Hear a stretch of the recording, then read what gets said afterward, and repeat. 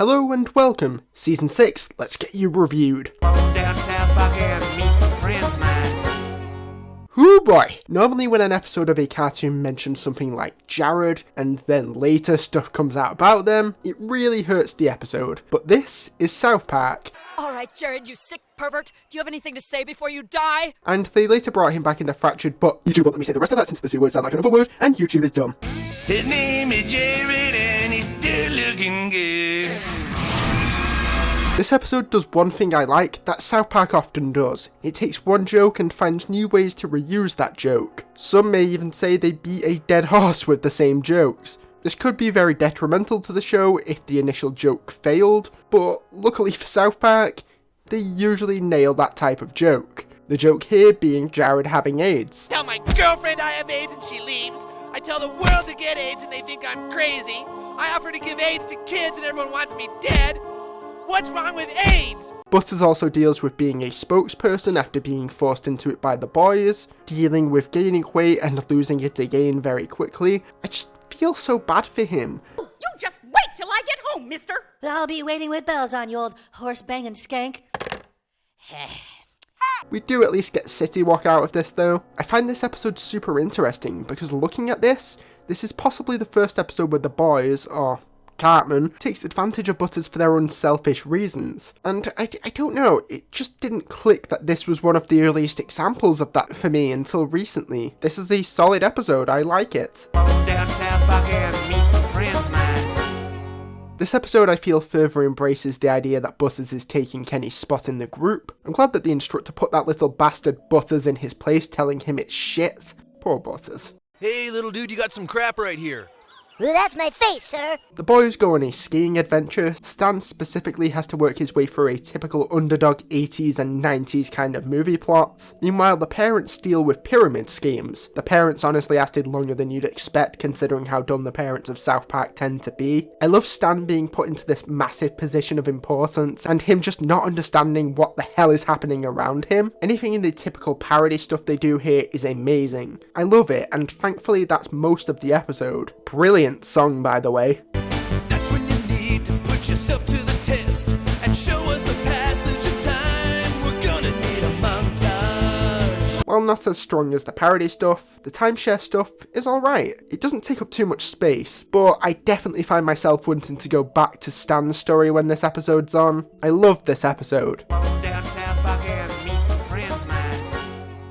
We get Butters pretending to be a freak, and then he feels like he actually belongs, only for it to come out he's faking it. He becomes quickly loved and basically becomes the leader of the freak group. I feel bad even using the word freak. The B-plot is amazing. It's just Catman being even more obnoxious than normal in an effort to win money, him dressing up as a girl, going on TV, and harnessing his do whatever he wants attitude. Man, we're pretending, remember? Sex and drugs. Oh, I mean sex and drugs. Whatever, I'll do what I want. This entire story works so well for Catman. It's a very solid episode. Butters tends to have solid episodes, even if they're usually nothing complex, just dumb fun. I really like this episode. Down south back and meet some friends, man.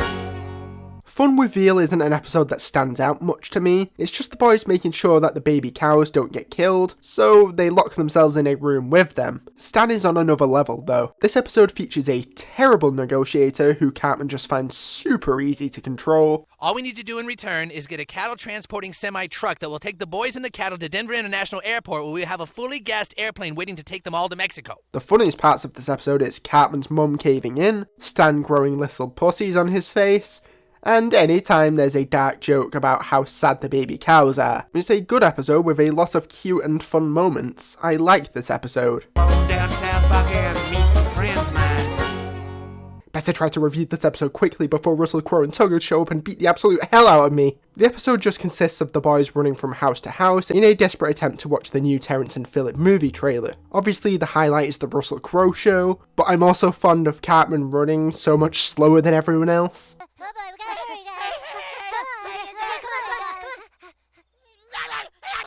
The Russell Crowe joke is one of those where it hits the perfect level of dumb for me, where it's not too dumb to stop being funny, but still it's just so stupid. And those jokes tend to be my favourites. I love this episode, the Russell Crowe show is perfect. Down south back and meet some friends of mine. Even the title of this episode is iconic. Professor Chaos, the episode, not the character, has the boys finding a new fourth member because poor Butters wasn't good enough for them. It's fun. It does that thing where it uses the fact the characters are kids to their advantage. Butters in particular is really innocent, so his evil plans, while not gut-bustingly funny, they do make me crack a smile. The boys slowly eliminating who should be their fourth member is pretty good. It's a nice way to see more from the rest of the characters. Since this is still early in the show's overall run, seeing the other members of their class have a chance to show their personalities is just fun. I like this episode. Down South Park and meet some friends of mine. Catman buys brine shrimp that soon become really smart. Butters keeps trying to come up with his own villain storylines, but they've already been covered by The Simpsons. I find it hilarious that all the way back in season 6,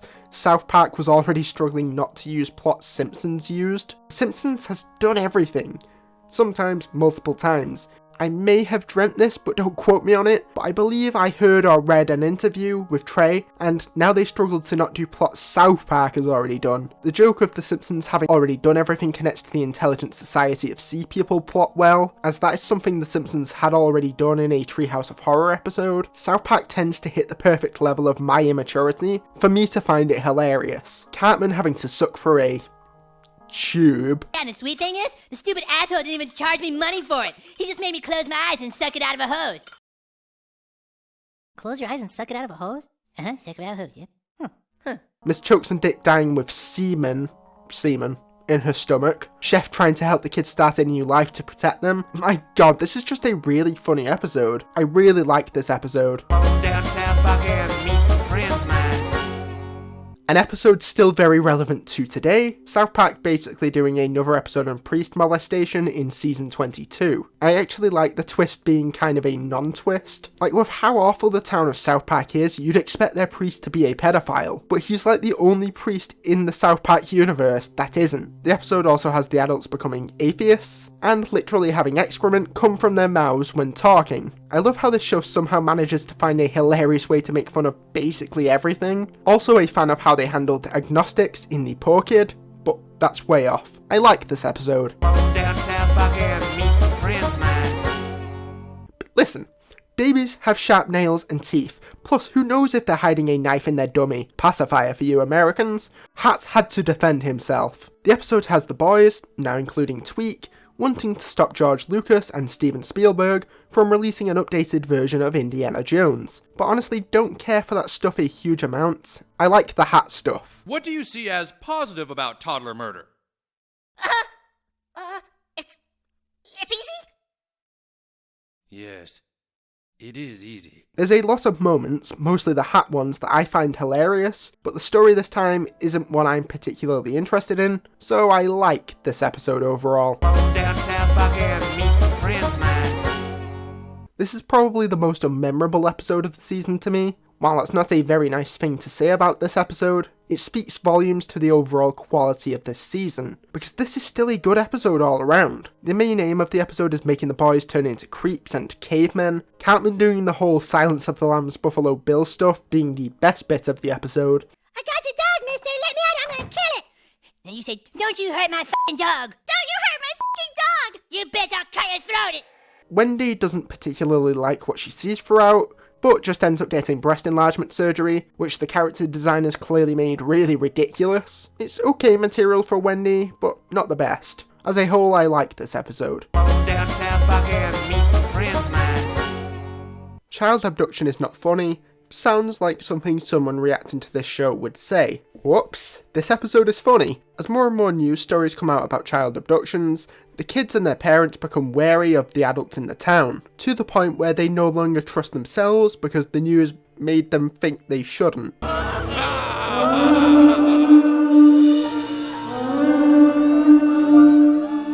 Dude, sometimes I think our parents are really stupid.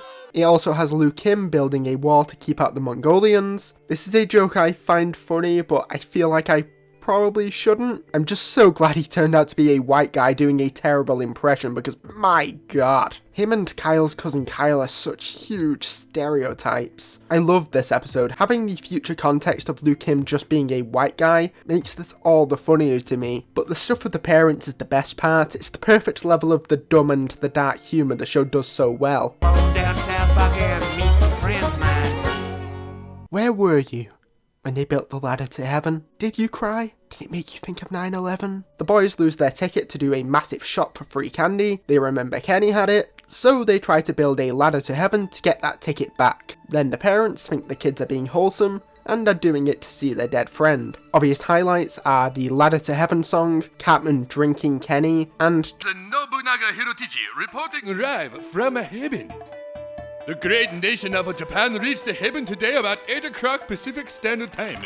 Speaking of Catman drinking Kenny, this starts a weird bit of connected story where he gets flashes of Kenny's past, as well as some of Kenny's thoughts. Very simple in plot, but it's just the boys being boys, and it's hilarious the entire time. There's never a dull moment, it's just South Park doing what it does best. I love this episode. Down south, Buck, and meet some friends, man.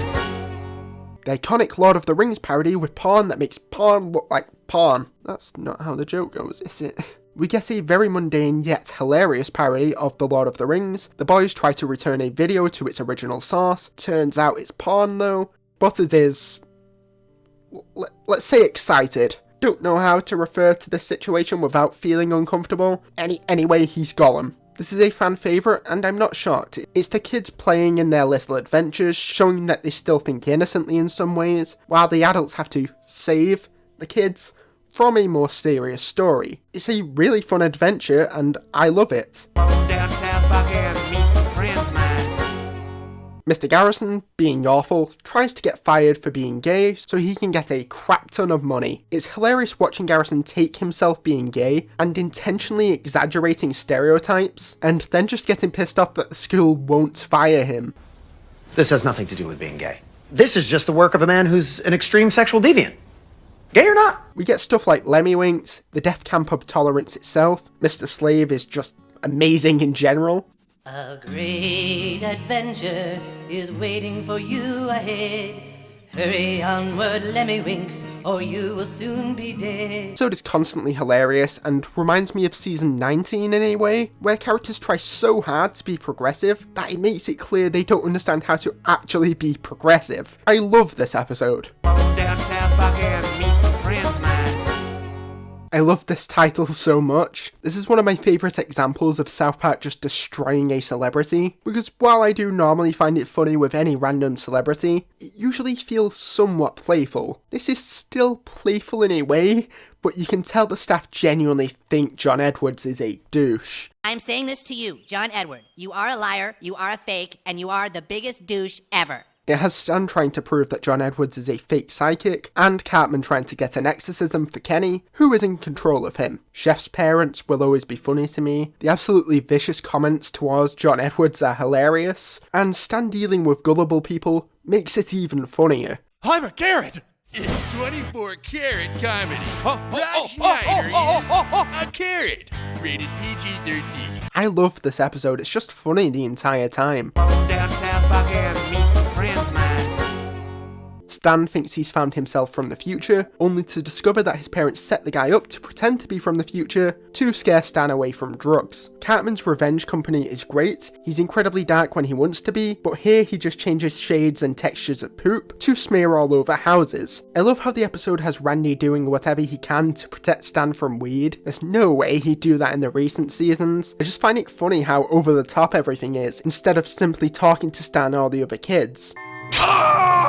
Why, his hand did disappear. He is you from the future. Oh, Jesus Christ, help me! That's weird because I didn't really cut off my hand, it was fake. I feel like not much of note happens in this episode story-wise, but in this case that's not a bad thing. It's just a really funny episode and I really like it. Down south, Buck, and meet some friends, man. Catman tries to balance out all of his terrible acts by doing good ones, so he tries to bring Christmas to Iraq, with the help of Santa and Mr. Hanky. The boys end up having to rescue Santa with the help of Jesus, Mr. Hanky, and the Underpants Gnomes, though mostly Jesus. Poor Santa gets his balls shocked. Santa, I just couldn't do it. I just couldn't let him live. He shocked Santa's balls. The episode actually has decent action, which isn't something you'd really expect from a South Park episode, and it uses the more action focus to its advantage story-wise and comedically. While all of this is happening, Jimmy is singing the 12 Days of Christmas. It takes a long time. Kenny shows up again at the end too, because why the hell not? We get some pretty memorable scenes like Poo Choo Train. Poo Poo Train is my favorite thing, spreading Christmas joy as we ride and sing. It's a surprisingly action-packed episode, and it's a very solid episode as a result. I really like this episode. Down South Park and meet some friends, man. This is easily the most solid season so far, and even though it has a lot more continuity than most other seasons of the show, that strangely doesn't hurt the season. In some areas, it actually helps, like how Butters gets more to do just in general. Tweak might not be my favourite character, but even he gets some decent moments when around the other boys. I think the further I get into the show, the shorter a lot of these mini episode review things will get, as a lot of what I'll have to say will have been stuff that has already been noted in the past. There will always be some exceptions. If an episode has a more human rights or political storyline, or even just a more complex plot, it's likely I will delve into it more. Anyway, that is all for this video. Thank you so much for watching. Please consider subscribing, commenting and liking. It helps the channel and motivates me to work on my projects. Until next time, bye, I guess.